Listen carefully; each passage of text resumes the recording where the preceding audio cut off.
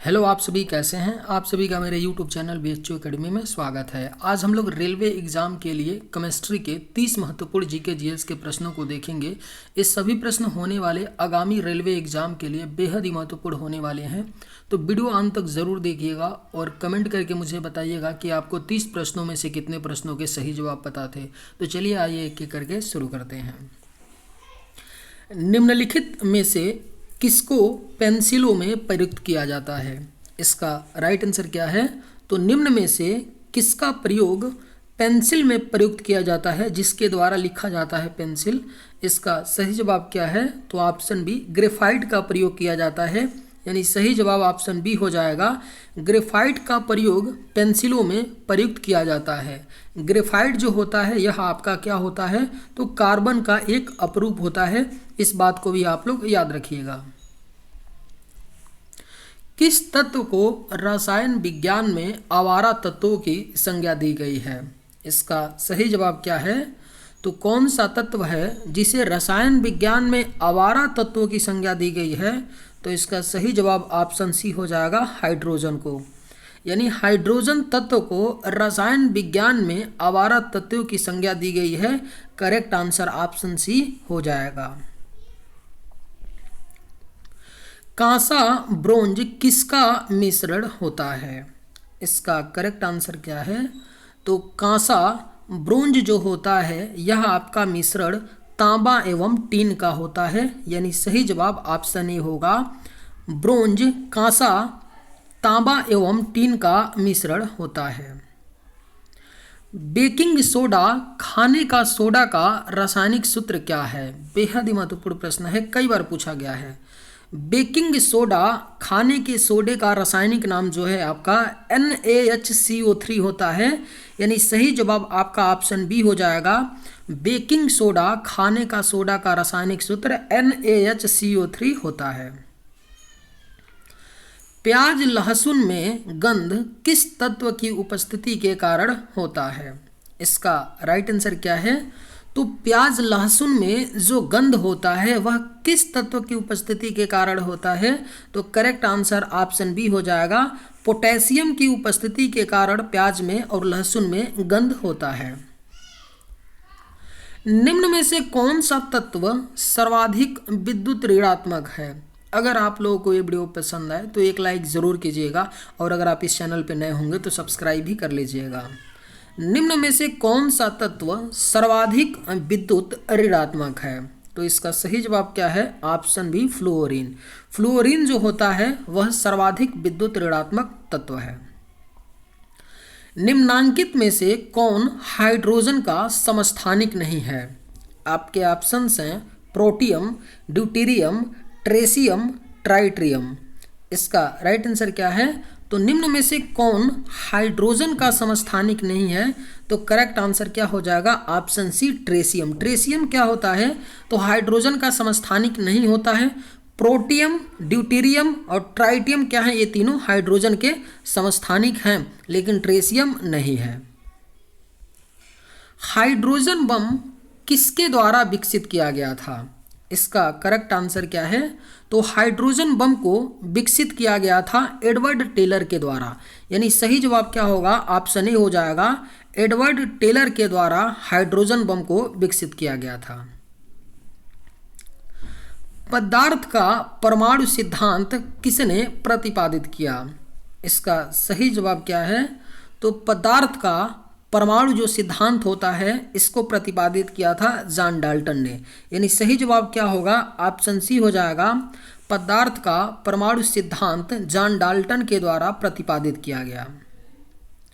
हीरा और ग्रेफाइट किसका अपरूप है? इसका सही जवाब क्या है? तो हीरा और ग्रेफाइट आपका अपरूप होता है कार्बन का। यानी राइट आंसर क्या हो जाएगा? ऑप्शन बी होगा। हीरा और ग्रेफाइट कार्बन का अपरूप है। कार्बन का शुद्ध रूप क्या है? इसका राइट आंसर क्या है? तो कार्बन का शुद्ध रूप जो होता है वह आपका हीरा होता है। यानी राइट आंसर क्या होगा? ऑप्शन ए हो जाएगा। कार्बन का जो शुद्धतम रूप होता है वह आपका हीरा होता है। हाइड्रोजन की खोज किसने की थी? इसका सही जवाब क्या है? तो हाइड्रोजन की खोज की गई थी कैवेंडिश के द्वारा। करेक्ट आंसर क्या हो जाएगा? ऑप्शन डी हो जाएगा। हाइड्रोजन की खोज किसने की थी? तो कैवेंडिश ने की थी। वह वैज्ञानिक जिसने रेडियम की खोज की थी। इसका सही जवाब क्या है? तो वह वैज्ञानिक कौन है जिनके द्वारा रेडियम की खोज की गई थी? तो सही जवाब ऑप्शन बी, मैडम क्यूरी। यानी राइट आंसर क्या हो जाएगा? ऑप्शन बी, मैडम क्यूरी ने रेडियम की खोज की थी। सबसे भारी धातु कौन सी है? इसका करेक्ट आंसर क्या है? तो सबसे भारी जो धातु है यह आपका ऑस्मियम है। यानी सही जवाब क्या होगा? ऑप्शन डी हो जाएगा। सबसे भारी धातु कौन है? तो ऑस्मियम है। रेडियोधर्मिता की खोज किसने की थी? इसका सही जवाब क्या है? तो रेडियोधर्मिता की खोज किसके द्वारा किया गया था? तो हेनरी बेकुरल ने किया था। यानी सही जवाब क्या होगा? ऑप्शन सी, हेनरी बेकुरल ने रेडियोधर्मिता की खोज की थी। रक्त का पीएच मान कितना होता है? इसका सही जवाब क्या है? तो रक्त का जो पीएच मान होता है यह आपका 7.4 होता है। कई बार ये प्रश्न पूछा गया है, अनेक एग्जाम में पूछा गया है, कई बार, कम से कम 50 बार ये प्रश्न पूछा गया होगा। रेलवे में भी कई बार पूछा है। रक्त का पीएच मान कितना होता है? तो 7.4 होता है। रसायनों का राजा किसे कहा जाता है? आपके ऑप्शंस हैं नाइट्रिक अम्ल, नाइट्रस अम्ल, सल्फ्यूरिक अम्ल, सल्फ्यूरस अम्ल। इसका सही जवाब क्या है? तो रसायनों का राजा कहा जाता है किसके द्वारा? तो सल्फ्यूरिक अम्ल के द्वारा। यानी करेक्ट आंसर क्या होगा? ऑप्शन सी हो जाएगा। रसायनों का राजा सल्फ्यूरिक अम्ल को कहा जाता है। मानव शरीर में सबसे अधिक मात्रा में कौन सा तत्व पाया जाता है? इसका राइट आंसर क्या है? तो मानव शरीर में सबसे अधिक मात्रा में आपका तत्व जो है ऑक्सीजन पाया जाता है। यानी सही जवाब क्या होगा? ऑप्शन सी हो जाएगा। ऑक्सीजन मानव शरीर में सबसे अधिक मात्रा में पाया जाने वाला तत्व है। सोडियम को किस में डुबोकर रखा जाता है? इसका सही जवाब क्या है?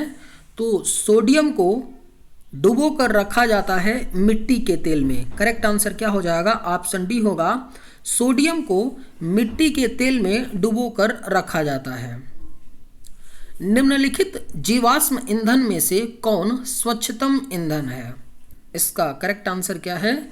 तो निम्न जीवाश्म ईंधन में से जो सबसे स्वच्छतम ईंधन माना जाता है उसको प्राकृतिक गैस को, यानी ऑप्शन डी सही हो जाएगा। ऑप्शन डी को यानी कि प्राकृतिक गैस को जीवाश्म ईंधन में सबसे स्वच्छतम ईंधन माना जाता है। ठोस से द्रव अवस्था में परिवर्तन को क्या कहते हैं? इसका राइट आंसर क्या है? तो ठोस से द्रव अवस्था में परिवर्तन को संगलन कहा जाता है। यानी सही जवाब क्या होगा? ऑप्शन सी, ठोस से द्रव अवस्था में परिवर्तन को संगलन या गलन कहा जाता है। इसे भी आप लोग याद रखिएगा। पदार्थ की चौथी अवस्था कौन सी है? इसका सही जवाब क्या है? तो पदार्थ की चौथी अवस्था प्लाज्मा होती है। यानी सही जवाब क्या होगा? ऑप्शन सी, प्लाज्मा को पदार्थ की चौथी अवस्था कहा जाता है। निश्चित ताप पर द्रव का ठोस में बदलना क्या कहलाता है? इसका सही जवाब क्या है? तो निश्चित ताप पर द्रव का ठोस में बदलना हिमीकरण कहलाता है। सही जवाब आपका ऑप्शन डी हो जाएगा। निश्चित ताप पर द्रव का ठोस में बदलना हिमीकरण कहलाता है। बर्फ की गलन की गुप्त ऊष्मा का मान कितना है? अगर आप लोगों को ये वीडियो पसंद आए तो एक लाइक ज़रूर कीजिएगा और अगर आप इस चैनल पर नए होंगे तो सब्सक्राइब भी कर लीजिएगा। बर्फ की गलन की गुप्त ऊष्मा का मान कितना है? तो इसका सही जवाब क्या है? बर्फ की गलन की गुप्त ऊष्मा का मान 80 कैलोरी प्रति ग्राम होता है। अच्छे से याद कर लीजिएगा कि बर्फ की गलन की गुप्त ऊष्मा 80 कैलोरी प्रति ग्राम होती है। अवस्था परिवर्तन की प्रक्रिया में क्या समान रहता है? बेहद ही महत्वपूर्ण प्रश्न है, स्टॉप मार्क कर लीजिए। कई बार पूछा गया है कि अवस्था परिवर्तन की प्रक्रिया में क्या समान रहता है? तो करेक्ट आंसर ऑप्शन सी हो जाएगा, तापमान। तापमान जो है अवस्था परिवर्तन की प्रक्रिया में समान रहता है। सुराही का पानी ठंडा होता है, इसका मुख्य कारण है। इसका राइट आंसर क्या है? तो सुराही का जो पानी होता है ठंडा होता है, इसका मुख्य जो कारण होता है वाष्पीकरण। यानी सही जवाब क्या होगा? ऑप्शन बी हो जाएगा। सुराही का पानी ठंडा होता है, वाष्पीकरण इसका मुख्य कारण होता है। तरल पदार्थ के आपेक्षिक घनत्व किस में मापी जाती है? तो इसका राइट आंसर क्या है? तरल पदार्थ के आपेक्षिक घनत्व मापी जाती है हाइड्रोमीटर में। यानी सही जवाब क्या होगा? ऑप्शन सी हो जाएगा। तरल पदार्थ के आपेक्षिक घनत्व हाइड्रोमीटर में मापी जाती है। दो विभिन्न पदार्थों के कणों का स्वतः मिलन कहलाता है। इसका सही जवाब क्या है? तो दो विभिन्न पदार्थों के कणों का स्वतः मिलन जो है विसरण कहलाता है। करेक्ट आंसर क्या हो जाएगा? ऑप्शन ए हो जाएगा। दो विभिन्न पदार्थों के कणों का स्वतः मिलन विसरण कहलाता है। एलपीजी से दुर्गंध आती है क्योंकि इसमें मिलाया जाता है।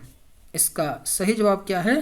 तो एलपीजी से दुर्गंध आती है क्योंकि इसमें मिलाया जाता है एथाइल मरकैप्टन। एथाइल मरकैप्टन को एलपीजी में मिलाया जाता है, जिसकी वजह से एलपीजी से दुर्गंध आती है। जिस तापमान पर ठोस पिघलकर द्रव में बदल जाता है वह इसका कहलाता है। इसका करेक्ट आंसर क्या है? तो जिस तापमान पर ठोस पिघलकर लिक्विड यानी द्रव में बदलता है वह इसका क्या कहलाता है? तो गलनांक। यानी सही जवाब क्या हो जाएगा? ऑप्शन डी हो जाएगा। चलिए आज के वीडियो में बस इतना ही। अगर आप लोगों को ये वीडियो पसंद आए तो एक लाइक ज़रूर कीजिएगा। थैंक्स।